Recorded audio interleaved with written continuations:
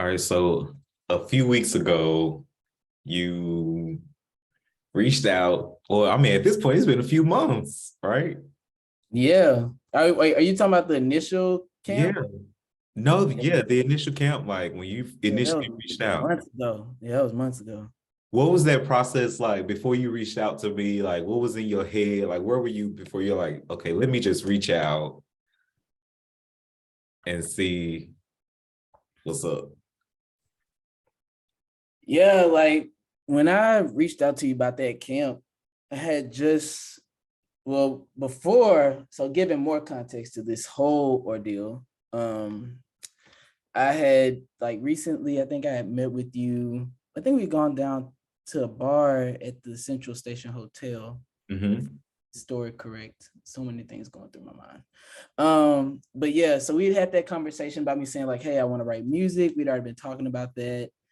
Um, and so I had watched this documentary done by the amazing Spike Lee, Mm-hmm. legendary Spike Lee, who was documenting Michael Jackson's Bad Tour.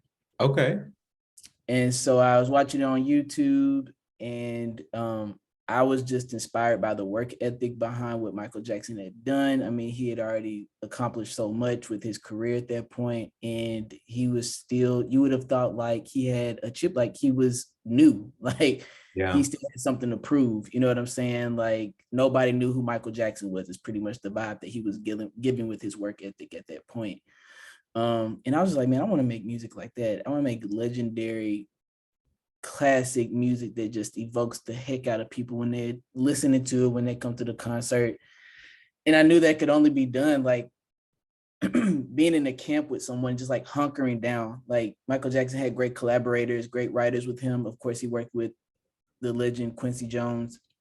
And so I just knew I needed to be in that kind of space. I formerly in my life, I was an athlete. I played a lot of tennis. I played junior competitive tennis. And, you know, one of the things that my dad taught me when I was playing tennis was you need to be around players that are better than you in order to be better at the sport.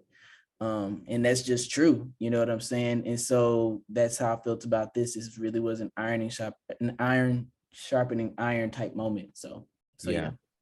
Yeah, well, I was, of course, when you brought the idea, I'm like, sure, 2 songs a week, of course, we could do that. Yeah. Uh, but I didn't know, I had like I believe that if we're always working on something, if we're sharpening that tool, it's getting sharper. So I know if like with that consistency, at the end of that 8 or 10 weeks we did some things were going to click that I couldn't have said or I could have realized for me or for you. Yeah. Um, and it did. Like I remember listening to the lyrics because even just going into it, I liked what you wrote. Like you were already a poetic person, you were already a lyricist. You were just now, I believe, putting the intention on being a lyricist, a songwriter, and, Mm-hmm. and that was the focus. But I mean, your writing was already great. And recently, I know to We had also traded stuff during the pandemic too, so that also that's adds true. to this dynamic That's as well. true. Yeah, that is true. Because you still like you wrote one of the best hooks that I like here, and I've got it sitting on some music right now, and I'm working some stuff out, but it's like it gotta be hot. It gotta be Yeah, hot it because it that was so that yeah. perfect. It was so perfect, and so much of what I feel like what we're creating is just so good.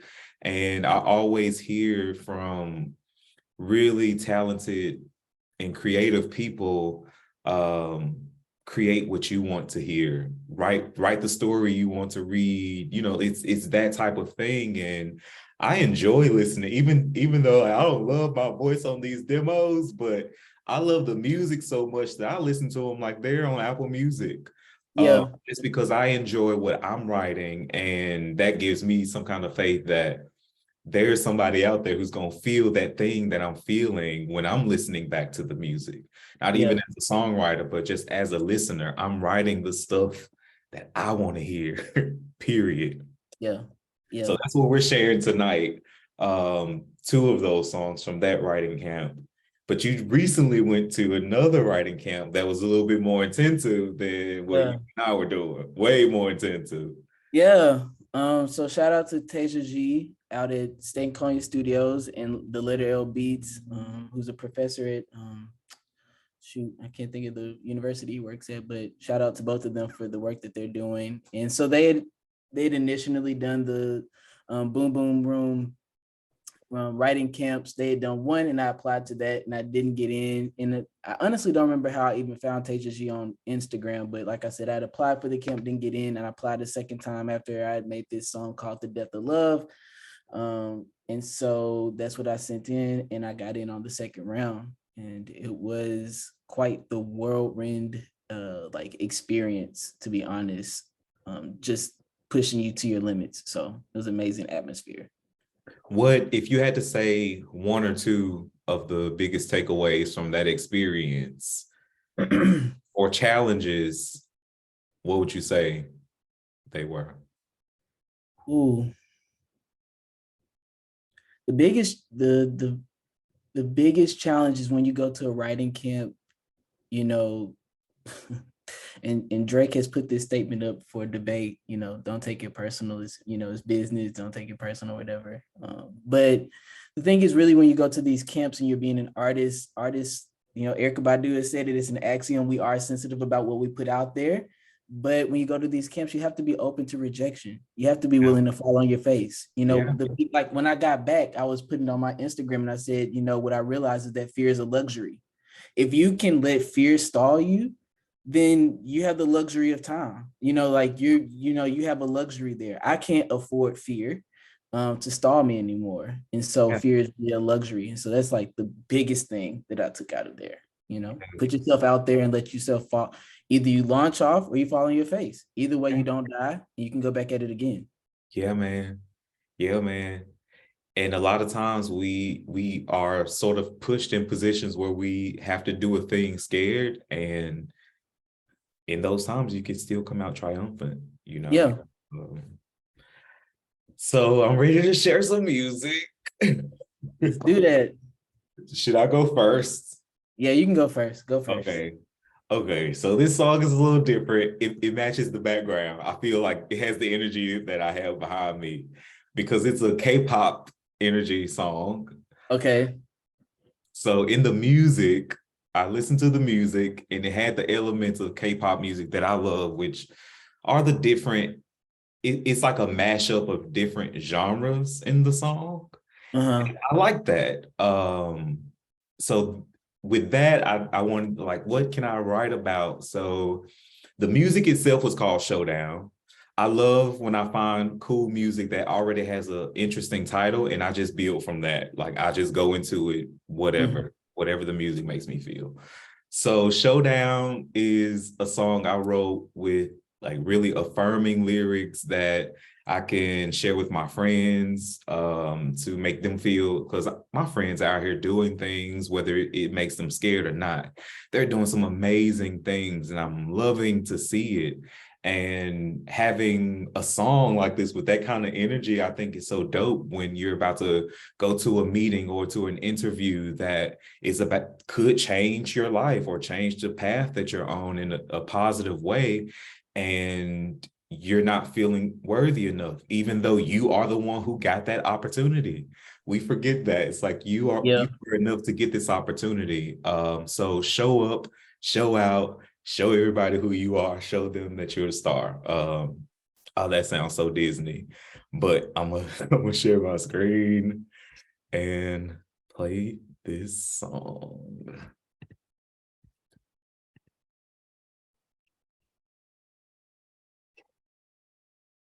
All right, you should be able to see my little file explorer, right? Yeah, I can see it. Okay.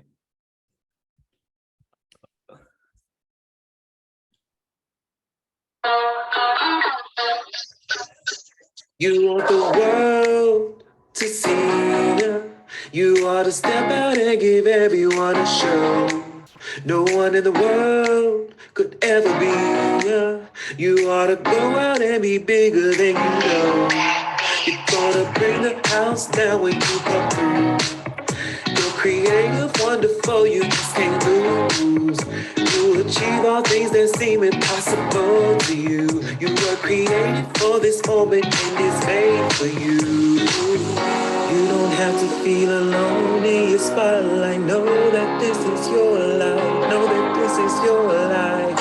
You don't have to feel alone in your starlight. Know this is your birthright. It's about to be a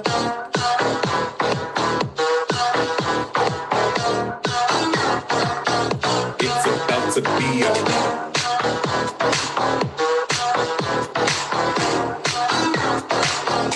It's about to be a show up and show them who you are.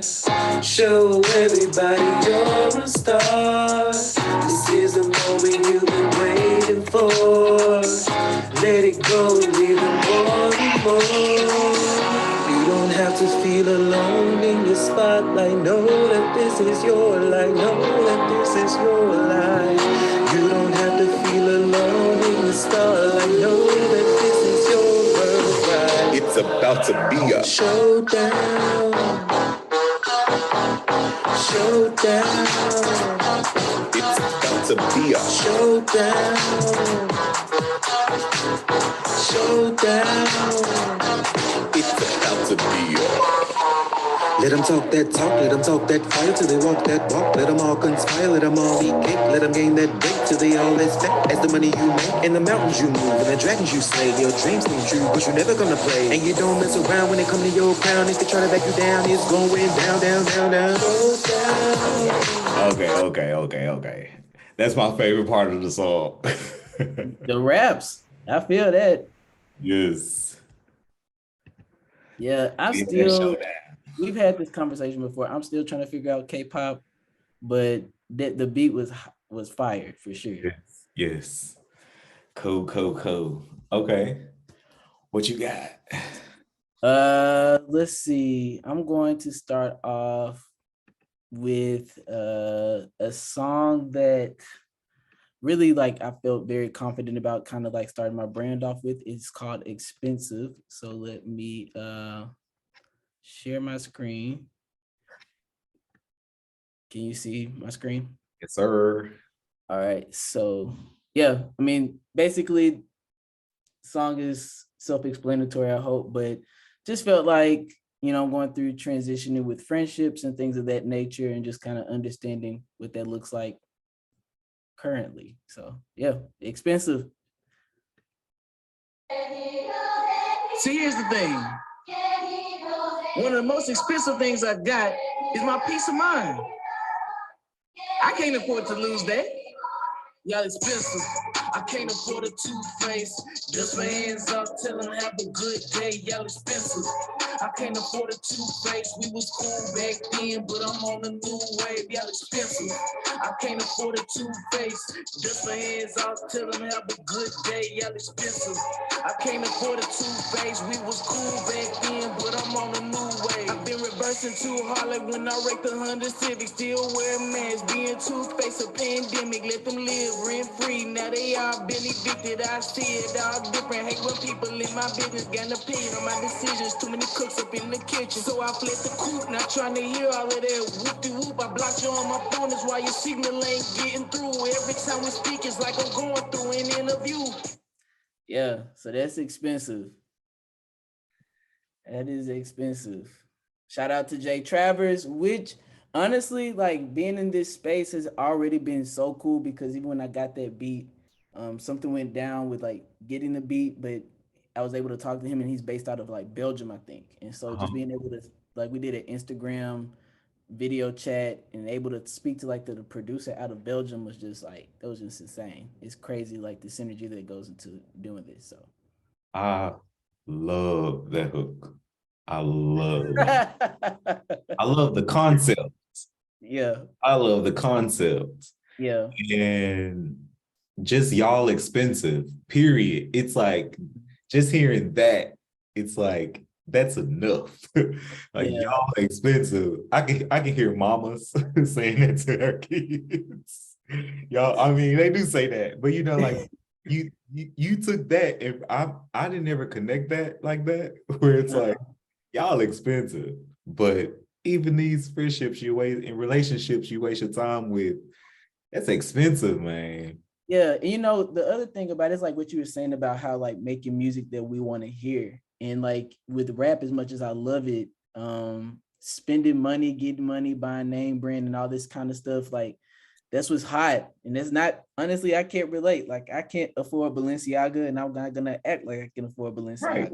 Now, no knock to anybody who can afford, the luxury brands, but this is just not where I am. I mean, if I get change and I like it, but that's a different story. But yeah, it's just like I don't want to bring cap to the table. It's basically what I'm getting at. Like I'm not trying to indulge that. There's enough artists that can give you that. And that's why I'm AØ1 and that's why I'm different. So yeah. Thank you for sharing that, AØ1. Yeah. This next song is like so on Instagram, I put this artist Vincent as the dream artist, but that was just for, because it would make sense if he sang this song. I've heard his voice, but I can't really think of who would sing this song. I personally just like the concept of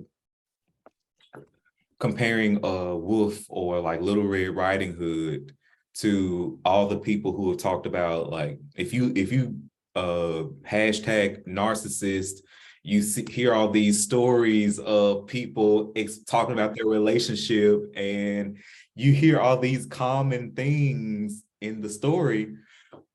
So I'm like, oh, that's like Little Red Riding Hood, because that's how like they paint the picture, like the narcissist is wolf. They were a little sheep or a little lamb or something. So this is Wolf. And these are, I'm gonna say too, these are some of, I'm not even sharing my screen, Christ. These are some of my my favorite lyrics all together. I'm gonna try to share my like whole screen, make sure you can see everything. Can you see my whole screen? Yeah, I see like your garage being in your files. Okay, cool. Here's Wolf.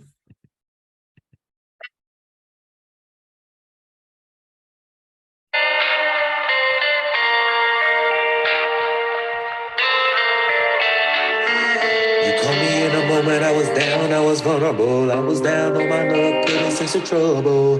I was walking in the dark alone. You saw me crying, my tears made you thirsty. I don't know why you would ever want to hurt me. Even when I'm with you, I'm alone. You confuse me. You showed me all the ways that you could use me. Make me feel you never wanna lose me. Then you turn around and you refuse me. Baby, I don't wanna be a part of your fantasy. You let it rip apart and you shake up my reality. If I knew any better, I would run.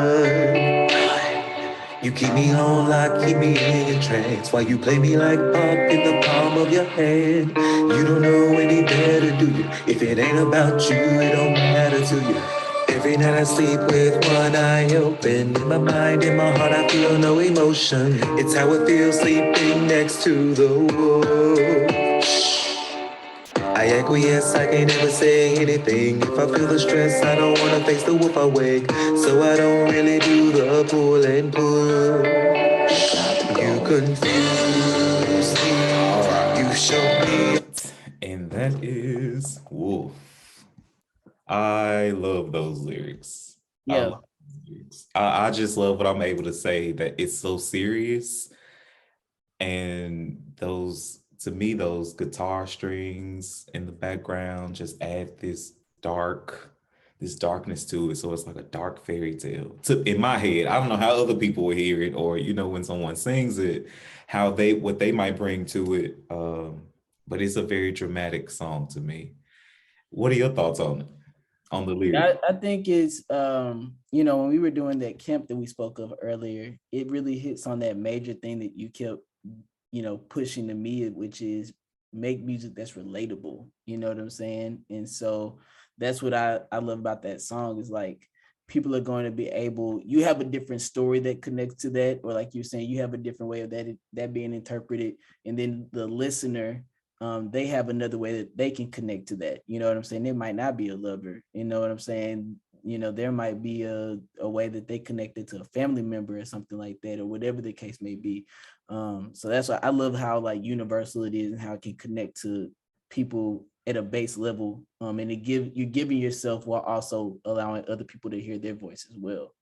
Man, who needs a Grammy when you got like people you care about and trust who can like validate you like this? Who needs a damn Grammy? Thank you. Thank you. For sure, for sure. The last song. The last song, yeah. So Headliner. oh my goodness.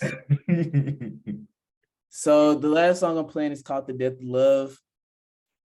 Honestly, this is one of the reasons why I love it being an artist, and I just want to do this all the time, is because I literally was on a work trip out of town, and I got back to my hotel room, and like I was looking out the window and it was dark, and this like I just saw the moon, and I was like, man, like it just made me feel something, and I just started writing, like and that's how this song came about. And it initially had one direction, and then it just kind of switched on me, but I didn't intend for it to spill what it ended up spilling about my personal life, which is struggling with suicidal ideation, which is something I dealt with in high school. And so, yeah, here it is, "The Death of Love." Shout out to Encore, super cold beat.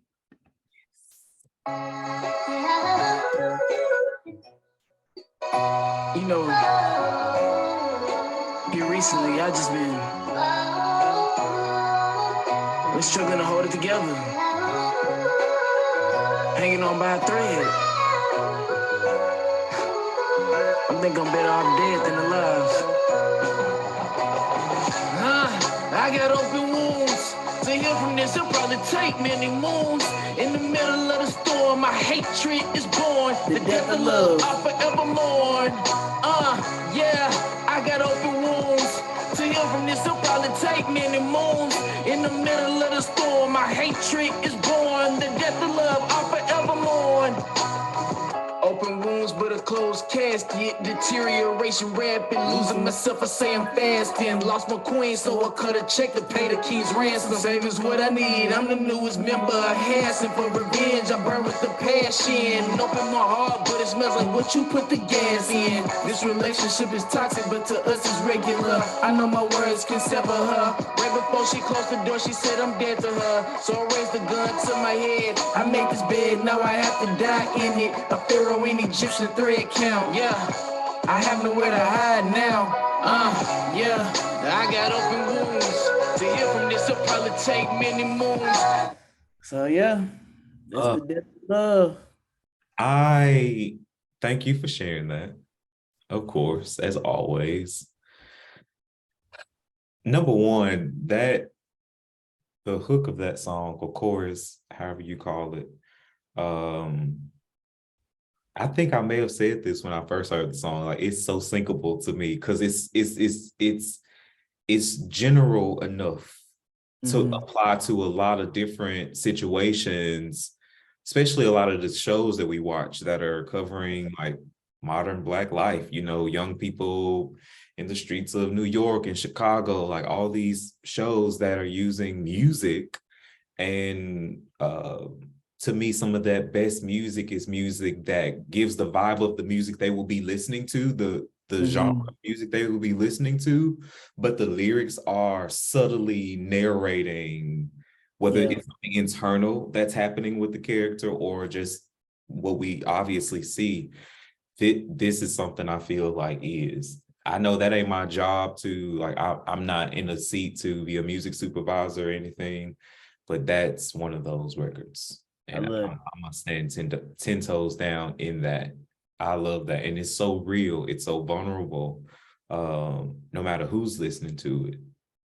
After the last few years we've had, I know you said these were like high school thoughts and experiences, but after the last few years we've had, there are a lot more people in this world, in this country, can relate to that. And, you know, it's always a good feeling when you realize you're not the only one. You know, that's just Yeah. an amazing feeling. And that's what this song does. And that energy that's in it. Like I hear the passion as soon as you start rapping. Mhm. And like when I heard you say moon the first time here, I didn't think about it before. But just talking about how you saw the moon and what it made you feel and made you think about, and to hear the song, that adds another layer, you know, Yeah. that the listener may not get, but hearing it tonight, I got that. So Yeah. thanks for sharing that. Most definitely. Yeah.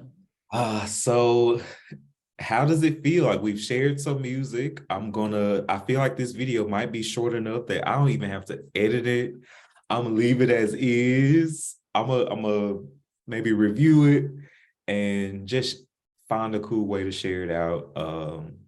Just for the sake of putting it out. And it is what it is, you know. And I feel like we should do this again with some new music, if we got to write some new stuff or pull something that we love out of our bag. But I am working on some new stuff. New stuff is being recorded next week. Okay, so sounds like we're gonna have some new music to talk about, some new experiences, and we moving forward. That's great. That's why I've been putting all my demos out. I'm like, let's get some new stuff. Let's get some new stuff. And I got some stuff that I've been holding on to that I'm like, yeah, y'all can't get this until the right person get it. I ain't crazy. I ain't crazy.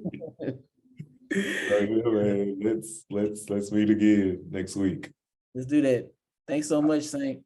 Yeah, take care. You as well. Bye.